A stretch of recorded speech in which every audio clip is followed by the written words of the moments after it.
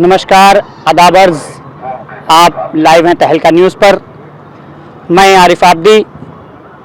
देश में एक पार्टी है AIM, जो अपने बयानों और अपने एजेंडों से, नारों से देश में सुर्खियां बनाए रखती है।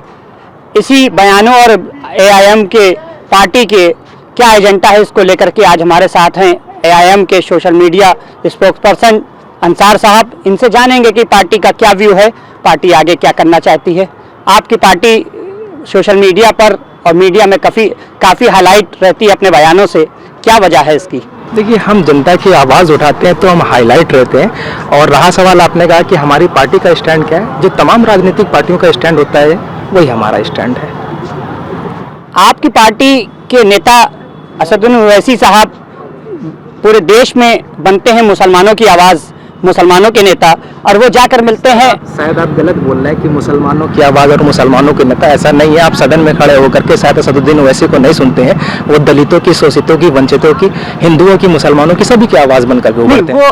वो जो भी बात करते हैं वो मुसलमानों को लेकर करते हैं, और ज़्यादातर उनके मुद्दे मुसलमानों को लेकर के होते हैं। कभी उन्होंने गरीब हिंदू की बात नहीं की, गरीब हिंदू के साथ होने वाले उत्पीड़न की बात नहीं की। इस पे क्यों नहीं आवाज़ उठाई कभी? नहीं, आप ये कैसे कह सकते कि उन्होंने गरीबों की आवाज़ नहीं उठाई है, उन्होंने दलितों की आवाज़ नहीं उठाई, उन्होंने हिंदुओं की आवाज़ नहीं उठाई? आपने सदन में खड़े होकर के असदुद्दीन ओवैसी का भाषण सुना है? आप कैसे कह सकते हैं? ये आरोप कैसे लगा सकते हैं? हमें तो लगता है कहीं आप भाजपा के पत्रकार तो नहीं है। देखिए, ये तो ओवैसी साहब और उनकी पार्टी के नेताओं के लिए बहुत आसान पड़ता है कि वो जैसे ही कोई बात आती है वो फौरन ही भाजपा से मीडिया को अटैच कर देते हैं। हम मीडिया वाले अगर उनसे अटैच होते तो आज आपका चेहरा बना करके आपको ना दिखाते। नहीं, देखिए, आपकी मजबूरी है, आपकी मजबूरी है हमें कवर करना, क्योंकि आपको मीडिया की कोई मजबूरी नहीं है कि आपको कवर करना। मीडिया तो मुद्दा उठाता है। आप गिरिराज सिंह जो इतना उल्टा बोलते हैं, आपके ओवैसी साहब उनसे जाके मिलते हैं। अरे भाई साहब, आप हिंदुस्तान में हैं, राजनीति को पहचानते हैं। भैया, असदुद्दीन ओवैसी एक जनप्रतिनिधि हैं, जनता की आवाज़ है। जनता के मुद्दे हुकूमत तक नहीं पहुंचाएंगे तो फिर कैसे पहुंचेंगे भाई जनता के? तो असदुद्दीन ओवैसी को अभी दिल्ली में चुनाव होने वाला है, उनको कोई और नहीं मिला जो सन 2020 के दंगे में आरोपी ही को टिकट देने के लिए बारे में क्यों सोचा? सवाल ये है कि आप लोगों को TRP नहीं मिल रही है। आप ये सवाल भाजपा से नहीं कर रहे हैं। साध्वी प्रज्ञा ठाकुर मालेगांव विस्फोटक बम की अपराधी है। सुनिए, मामला तो कोर्ट में है ना, चल रहा है ना। वही तो हम आपको समझाना चाह रहे हैं कि आप आरोपी कह रहे हैं कि ताहिर हुसैन पर कोर्ट ने मामला जो है वो सिद्ध कर दिया। नहीं, लोकल कोर्ट ने तो सिद्ध किया था ना। उसके बाद जो है आप 7 छवि के नेता को जो है टिकट दे सकते थे ना। आप दिल्ली आए चुनाव लड़ने के लिए। छवि खराब है। देश का कॉन्स्टिट्यूशन, देश का संविधान हमको इजाजत देता है। जब साध्वी प्रज्ञा ठाकुर को भाजपा टिकट दे देती है, आप सवाल नहीं करते हैं, हम ताहिर हुसैन को खड़ा करते हैं, तो आपके क्या नाम है? आप तो कहते हैं ना कि हम साफ छवि की राजनीति करेंगे, साफ सुथरी राजनीति करेंगे। ऐसा क्या वजह होगी? इसमें गंदी क्या है? इसमें तो आरोप लगे हैं। आप पर चोरी का आरोप मैं लगा दूं तो आप चोर हो गए क्या? मैंने आपको कहा आप भाजपा के लिए, आपको कहा कि आप भाजपा के पत्रकार है, तो क्या आप भाजपा के पत्रकार हैं क्या? नहीं, मैं ये जानना चाहता हूँ, दिल्ली में आपका कहाँ वर्कर है? कहाँ आप दिल्ली क्यों लड़ने चले आए? दिल्ली में चुनाव आपको पता है 2014 से लेकर के 2024 तक मेहनत कर रहे हैं हम। हमारे वहाँ पार्षद मौजूद है, आपको पता होना चाहिए। हमारे वहाँ पर पार्षद मौजूद है। आपको महाराष्ट्र में पिछली बार आप चुनाव लड़े थे 40 सीटों पर, अब की बार लड़े हैं 16 सीटों पर। क्या मुसलमानों ने नकार दिया वहाँ? अरे नहीं, असल में क्या है, आप लोग चलाते रहते कि हम B टीम है, C टीम है, तो हम तमाम हम नहीं चलाते। ये तो कांग्रेस और विपक्ष के लोग आरोप लगाते हैं। आपको बताता हूँ, उन विपक्ष को बताता हूँ, उन तमाम तथाकथित लोगों को बताता हूँ कि आप कह रहे हैं कि 40 सीटों पर हमने लड़ा, अब की 16 सीटों पर लड़ा, तो ये बिल्कुल संदेश बिल्कुल। आपके तो विधायक भी चले गए। आप जिसकी सीट से जो जीत के आए विधायक, वो भी चले गए। सुनिए मेरी बात सुनिए, अभी विश्लेषण सुन लीजिए। अब आप B टीम C टीम का विपक्ष हम पर आरोप लगाता था। 288 विधानसभा सीटें हैं महाराष्ट्र के अंदर, हमने फकत और फकत 16 सीटों पर चुनाव लड़ा और 16 में 7 सीटें पर दूसरे नंबर पर रहे। और सबसे बड़ी कमाल की बात आज मैं आपको बताता हूं कि B टीम कौन है। समाजवादी पार्टी महाराष्ट्र के अंदर जाती है, B टीम के तरीके काम करती है।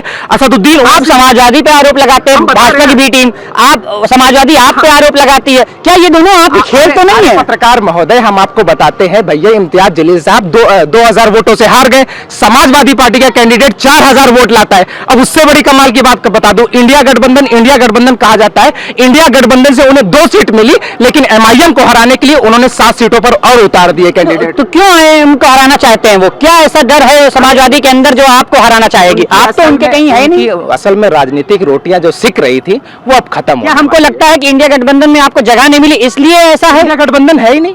चलिए आइए मौजूदा वक्त की बात बता दूं, कल अखिलेश यादव लखनऊ से दिल्ली पहुंच गए। किसके समर्थन में? आम आदमी पार्टी के। आम आदमी पार्टी अकेले वहां पर चुनाव लड़ रही है, कोई गठबंधन नहीं। कहां इंडिया अभी तो अखिलेश यादव ने कहा है कि उत्तर प्रदेश में हमारा गठबंधन रहेगा, इंडिया गठबंधन। ये कौन सा गठबंधन है? आप जनता को जो है बेवकूफ। आप इंडिया गठबंधन में आना चाहते हैं? जनता सुनिए, अरे मेरा भाई, हम उन तमाम लोगों को हराना चाहते हैं जो नफरत कर रहे हैं। नफरत तो आप फैला रहे हैं। आपका भाई कहता है, आपकी पार्टी में नेता कहते हैं कि 15 मिनट के लिए पुलिस हटा लीजिए। ये नफरत कौन फैला रहा है? से बड़े हैं आप, कोर्ट से बड़े हैं, कोर्ट ने सिद्ध कर दिया। ये बयान आया कि नहीं आया? अरे भाई, अभी महाराष्ट्र के चुनाव में आपके नेता ने कहा कि 15 मिनट याद दिलाया, 15 मिनट याद दिलाया, फिर आप 15 मिनट क्या कहना चाहते हैं? मैं आपको याद दिला दूं, मैं आपसे सिर्फ 15 मिनट डिबेट करूंगा। अभी कितना मिनट हो रहा है? 6:47 हो रहा है। मैं सिर्फ जो है 15 मिनट आपसे बात करूंगा। ये कौन सा भाई दंगा फैलाने का काम हुआ? ये नहीं, आपने ये नहीं कहा। आपका थिंक कुछ और था 15 मिनट कहने का। आप अपने भाई की बात याद दिलाना चाहते हैं। आप एस्ट्रोलॉजर हैं। इंडिया गठबंधन आपको क्यों नहीं अपने साथ ले रहा है? क्या वजह है? उनकी देखिए, असल में सियासी पार्टियां, सियासी वजूद खतरे में है। मुसलमानों को आजादी से लेकर सिर्फ और सिर्फ वोट बैंक समझा है। अब उन्हें लग रहा है कि मुस्लिम वोट बैंक खसकता हुआ नजर आ रहा है। फिर आप आ गए मुसलमान पे। आपकी पार्टी, फिर मैं कहता हूँ ना, आपकी पार्टी के नेता सांसद बन के सदन में जाते हैं, बात सिर्फ मुसलमान की करते हैं। ऐसा क्या वजह? अरे आप पत्रकार महोदय, आप कम से कम ऐसी बात न कीजिए। आप सब सुनते हैं, आप सब रिकॉर्ड करते हैं, आपके चैनलों पर चलता है। आप इस तरीके की बात करेंगे? अब दलितों की, शोषितों की, वंचितों की आवाज नहीं सुनी क्या सदुद्दीन ओवैसी के? आप लोग को लग रहा है कि मैं राजनीतिक छोड़ दूंगा अगर आप दिखा देंगे वो फकत मुसलमानों की बात करते हैं? नहीं, क्या ऐसा आप लोग को लग रहा है कि मुसलमान अब भाजपा का रुख भी कर रहा है? कुछ अभी उपचुनाव में ऐसे निर्णय आए हैं जिसमें लग रहा है कि मुसलमान जो है भाजपा की तरफ चल रहा है। ये डर सता रहा है आप लोग को? देश में सबको आजादी है, जिसको चाहे जो वोट करे। हम भी चुनाव लड़ते हैं, कुछ फैसले हमारे हक में नहीं आते, कुछ जो है समाजवादी पार्टी के हक में नहीं आए हैं।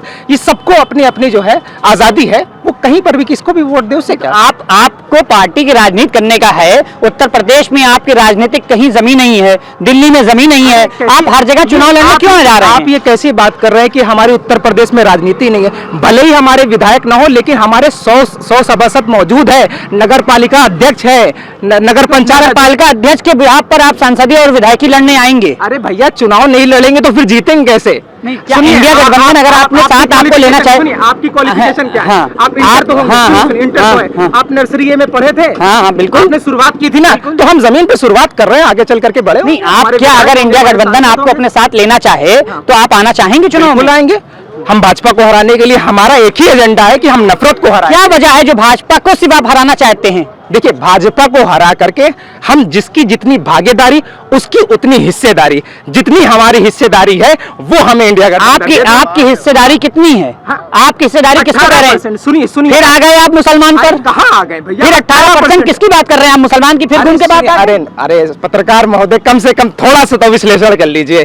थोड़ी सी जर्रा बराबर भी अगर आपके अंदर तो जमीर जिंदा है। हम 18% की बात ही नहीं कर रहे हैं। अभी आपने कहा 18% मेरी हिस्सेदारी। अरे सुन तो लीजिए, आज तक समाजवादी पार्टी के साथ हम रहे हैं, हम कांग्रेस के साथ रहे, हमने बहन जी को मुख्यमंत्री बनाया, हमने अखिलेश भैया को मुख्यमंत्री बनाया, हमने निषाद समाज को वोट दिया, हमने कुर्मी को दिया, हमने पटेल को दिया, हमने दलित को दिया, हमने ठाकुर को दिया, हमने ब्राह्मण को दिया, अखिलेश भैया को मुख्यमंत्री बनाया। उनकी पार्टी आज जो स्टैंड करती है सिर्फ मुसलमानों की वजह से। बस हम यही चाहते हैं कि हमारी जितनी हिस्सेदारी है वो हमको दे दीजिए। देखिए, अब यही बात को मैं बार बार कह रहा हूँ और आप भी अपने स्पीच में वही बात आ जा रहे हैं। मुसलमान, हम यही तो पूछना चाह रहे हैं कि सिर्फ मुसलमान की राजनीति करना चाहते हैं साहब? मुसलमानों की, दलित मुख्यमंत्री हो सकता है तो कोई दलितों की बात हो रही है क्या? यादव मुख्यमंत्री बन सकता है तो क्या यादव की बात हो रही है क्या? निषाद मुख्यमंत्री बन सकता है? तो आप क्या समाजवादी पार्टी में जो मुसलमान हैं, क्या उन मुसलमानों को समाजवादी पार्टी ने कुछ नहीं दिया आपके कहने के मुताबिक? देखिए, मुसलमानों को सिर्फ जो है लॉलीपॉप देने का काम किया है।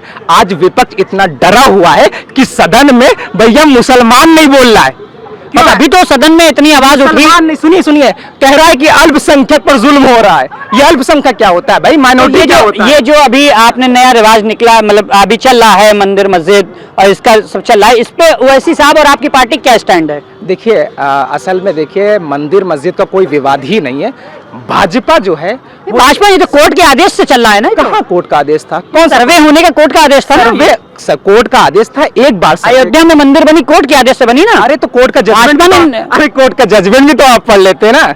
आप इस देश में सच्चर कमेटी की रिपोर्ट बता रही है कि दलितों से बदतर मुसलमान हिंदुस्तान में जिंदगी गुजार रहा है। इस बात को समझिए। सच्चर कमेटी के, मैं नहीं कह रहा हूं, सच्चर कमेटी की रिपोर्ट कह रही मुसलमान इस वक्त परेशान है, जुल्म का शिकार हो रहा है।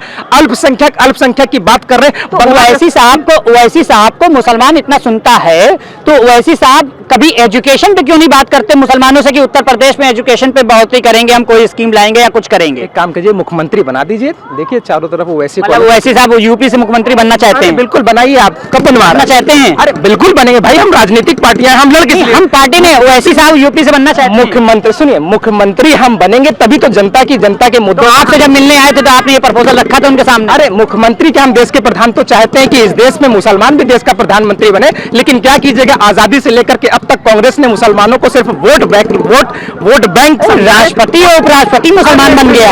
राष्ट्रपति जो भैया राष्ट्रपति बन गया, उपराष्ट्रपति बन गया, आप प्रधानमंत्री क्यों नहीं बन सकता? तो वही तो बात करें, प्रधानमंत्री ऐलान कर दीजिए कि 2029 में मुस्लिम प्रधानमंत्री कांग्रेस से कहलवा दीजिए। कांग्रेस से क्या मतलब है? आप क्या कांग्रेस के साथ हैं आप? नहीं, हम कह रहे कांग्रेस जो है वो, आप कांग्रेस राहुल गांधी का समर्थन करते हैं? आप सेंट्रल की दूसरी बड़ी पार्टी इस वक्त। आप राहुल गांधी का समर्थन करते हैं? हम राहुल गांधी का समर्थन, राहुल गांधी हमारे पास आए और कहे कि हमारी आइडियोलॉजी से समर्थन करते हैं। आपका क्या विचार है कि ज्यादा बेहतर नेता कांग्रेस में जो है वो प्रियंका गांधी है कि राहुल गांधी आपके लिए? नहीं, ये सवाल ही नहीं है। ओवैसी साहब के लिए कौन सूट करता है? नहीं, कोई सूट नहीं। क्या राहुल गांधी सूट करते हैं कि नरेंद्र मोदी सूट करते हैं? ओवैसी साहब अकेले ही शेर हैं, वो सूट। ऐसा लगता है कि सन 2014 के बाद जो है नरेंद्र मोदी साहब ज्यादा सूट करते हैं ओवैसी साहब को? नहीं साहब, ये ऐसा कुछ नहीं है। हम अकेले ही काफी हैं। आप पत्रकार हैं, आप कुछ भी कह सकते हैं और आरोप लगा सकते हैं। आरोप और प्रत्यारोप की राजनीति आप लोग करवाते हैं, आप लोग करवाते रहिए। हम अकेले ही शेर हैं, हमें कोई काफी मतलब किसी ओवैसी साहब अकेले चलेंगे इसके मतलब? अब नहीं, हम तमाम लोगों को, अगर जो चाहता है कि मुल्क में नफरत खत्म हो, देश में संपदा, नफरत तो ऐसी साहब के बयानों से भी फैलती है ना। फैलती कौन सा बयान? जो उन्होंने हैदराबाद में बयान दिया, जो महाराज में बयान दे रहे हैं कि बयान जो है, बता तो दीजिए हमें। वो अकेले खड़े होकर के ऐसी स्पीच देते हैं जो मीडिया पे नहीं कही जा सकती, मगर वो कहते हैं फुटेज मौजूद है। हम कह रहे हैं, आप बताइए तो वो बयान। ये जो 15 मिनट पुलिस हटा लीजिए, ये बयान क्या है? हम 15 मिनट आपसे बाइट करेंगे, हटाइए। 15 मिनट आपसे बाइट करेंगे। आप ये बताइए, 15 मिनट कोई जो है वो दंगाई वाला बयान है, भड़काऊ बयान है? 15 मिनट से आप भड़केंगे? भड़के आप? सुनिए, अच्छा असदुद्दीन ओवैसी ने कहा कि 15 मिनट तो आप भड़के। मतलब उन्होंने एक बोली है, मतलब उस अपने भाई की स्पीच को याद नहीं दिलाया है। अरे भैया, ये स्पीच नहीं, और स्पीच उस अच्छा, क्या मुसलमानों ने नकार दिया है महाराष्ट्र में ओवैसी साहब को? बिल्कुल नहीं। आप ये तो बहुत खुशी की बात है, आपने मुझसे ये सवाल कर लिया। भैया 16 सीटों पर हम लड़े, 7 सीटों पर दूसरे नंबर पर आए हैं। ये हमारे लिए बहुत बड़ी कामयाबी हमारे पास। भाजपा को सूट करती है ओवैसी की राजनीति? क्या भाजपा को सूट करती है ओवैसी की राजनीति? भाजपा से हमारा क्या ताल्लुक है? आप ये भाजपा से क्यों जोड़ रहे हैं? मुझे समझ में नहीं आ रहा है कि आपके पॉकेट में कहीं लिफाफा तो नहीं पड़ा है भाजपा का? लिफाफा हम तो ये पूछ रहे हैं कि भाजपा से नहीं, हमें ऐसा लग रहा है कि बीजेपी की को राजनीति से सूट आपकी राजनीति है, दोनों एंटी एकदम। आप मुसलमान की आवाज उठाते हैं। हम असल सेकुलरिज्म तो हमारे पास है ना। हम तो ये कहते हैं कि जिसकी जितनी भागीदारी उसकी उतनी हिस्सेदारी। अरे दीजिए, सेकुलरिज्म को जिंदा रखिए। अच्छा, प्रदेश के जनता को आप तहलका यूपी लाइव पर आप क्या संदेश देना चाहते हैं अपनी पार्टी की तरफ से? मैं असल में हमारी जो राजनीति है वो इस मुद्दे पर थी कि जिसकी जितनी भागीदारी उसकी उतनी हिस्सेदारी। तो बस यही कहूँगा मुसलमानों से, उन तमाम लोगों से कि न हम नवा न हम नसी से निकलेगा, हमारे पैर का कांटा हम ही से निकलेगा। आज हमारे साथ IIM के नेता अंसार साहब मौजूद थे। फिर मुलाकात होगी, फिर किसी दिन। अल्लाह हाफिज।